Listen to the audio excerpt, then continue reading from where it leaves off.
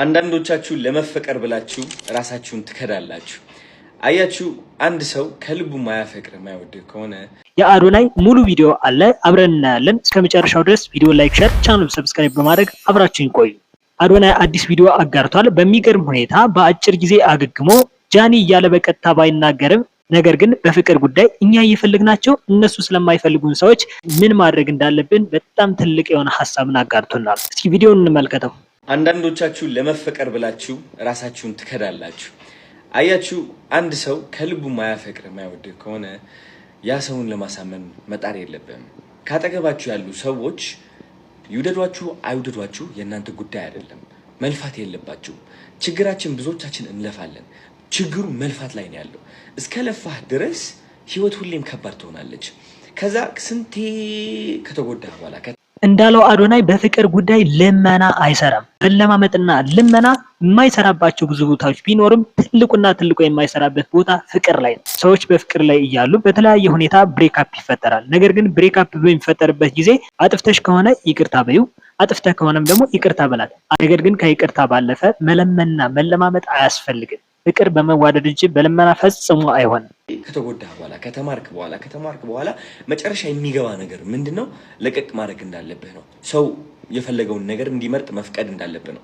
አንዳንዱ ሊወድህ ይችላል፣ አንዳንዱ ላይወድህ ይችላል። አንዳንዱ አትመቸውም፣ አንዳንዱ ትመቸዋለህ። በቃ just like that you know የምትወስነው ነገር አይደለም። በቃ like አስገድደህ የምታሳምነው ነገር አይደለም። ማሳመን አቁሙ። በፍቅር ጉዳይ አንዳንድ ሰዎች ብሬክአፕ በሚፈጠርበት ጊዜ ትልቅ ስህተት ይሰራሉ። እሱ ደግሞ በቀል።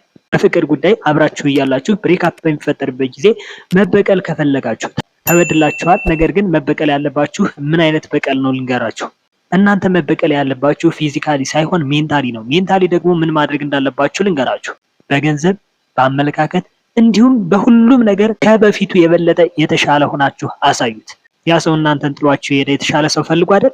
ስለዚህ እናንተ የተሻለ ሰው ሆናችሁ አሳዩት። ይህ ትልቅና ትልቅ በቀል ነው። አንለስ ፊዚካሊ የሚደረግ በቀል ትልቅ ጸጸት ውስጥ ይከታቸዋል። ለምሳሌ በፍቅር ግንኙነት እያላችሁ ከተለያያችሁ በኋላ አንዳንድ ሰዎች ያደርጋሉ፣ ፊት ላይ አሲድ እስከ መድፋት ድረስ ይደርሳሉ። ይህ ትክክል አይደለም። ከዛ በኋላ መልሶ ትልቅ ጸጸትና ጥፋት ውስጥ ይገባሉ። እንደዚህ አይደለም የሚደረገው። ያ ሰው ከኛ የተሻለ ሰው ፈልጓል አይደል? ስለዚህ መንገዱን ጨርቅ ያርግልህ፣ ፈጣሪ እንኳን የተሻለ ሰው አገኘ ብላችሁ መስደድ ነው ያለባችሁ፣ መሸኘት ነው ያለባችሁ እንጂ በዛ ሰው ምክንያት በፍቅር ጉዳይ ፈጽሞ የተጎዳችሁ መስላችሁ መታየት የለባችሁም። ጠንከር ብላችሁ ልክ እንደ አዶናይ ጀገን ብላችሁ በቃ የተሻለ ሰው ለዓላማችሁ የምትጥሩ ቆፍጠን ብላችሁ መታየት ነው ያለባችሁ። በቃ ኑሩ እንደ ሰው በቃ ላይ ይነዋ አዶናይ ይኖራል፣ በቃ ይራመዳል፣ ሱፍ ይለብሳል፣ ስራው ይሰራል፣ ቤተሰቦቹን ያግዛል፣ ሰው ያግዛል ከተመቸው። በቃ እነዚህ ነገሮች ተረዳችሁ። ሰው ወደደ አልወደደና ነው የኔ ጉዳይ አይደለም። ዝናብ ሲዘንብ ትደብራላችሁ፣ ትጨናነቃላችሁ። ፀሐይ ሲሆን በቃ ይደብራቸዋል ምናምን። ወይዘሩ ለራሱ ያጨናነቃቸዋል። ለምን? መቆጣጠር ስለምትፈልጉ ነው። መቆጣጠራችሁ የእግዚአብሔር ስራ ነው። ለቀቅ አድርጉለት ለእግዚአብሔር። ኦኬ ዛሬ ዘነበ። ኦኬ ምን በፍቅር ግንኙነት እያላችሁ ብሬክአፕ በሚፈጠርበት ጊዜ ፈጽሞ ማድረግ የሌለባችሁ አንድ ነገር ልንገራችሁ። አንዳንድ ሰዎች ብሬክአፕ በሚፈጠርበት ጊዜ ላለመጎዳት ብለው ወዲያውኑ ከሌላ ሰው ጋር የፍቅር ግንኙነት ይጀምራሉ። ይህ ግን ትልቅ ስህተት ነው። የበለጠ ጉዳት እንጂ ምንም ከህመም ሊያድን አይችልም። ይልቅስ የተሻለ ሰው ሆኖ ለመታየት መሞከር ነው ያለብን። ላይ ፎከስ አድርግ። አቴንሽኔ ወዴት መሄድ አለበት? ትኩረቴ ወዴት መሄድ አለበት? ለቀቅ ባልን ቁጥር ነገሮች እየቀለሉ ይመጣሉ። ችግራችን መቆጣጠር ስለምንፈልግ ነው። ሰው መቆጣጠር እንፈልጋለን። የአየር ጸባይ መቆጣጠር እንፈልጋለን። ያለን ገንዘብ መቆጣጠር እንፈልጋለን። እኛ ብቻ እንስራ፣ እኛ ብቻ ጥሩ ነገር እናስብ፣ እኛ ብቻ እንራመድ ወደምንፈልገው አላማ። ሌላው ለእግዚአብሔር መተው ነው። እሱ ነው የሚያውቀው። እንደዚህ ማለት ሰላማዊ ህይወት ውስጥ ያስገባችኋል። መለመን ታቆማላችሁ። የራሳችሁ በር እንዳላችሁ፣ በረከት እንዳላችሁ ታውቃላችሁ።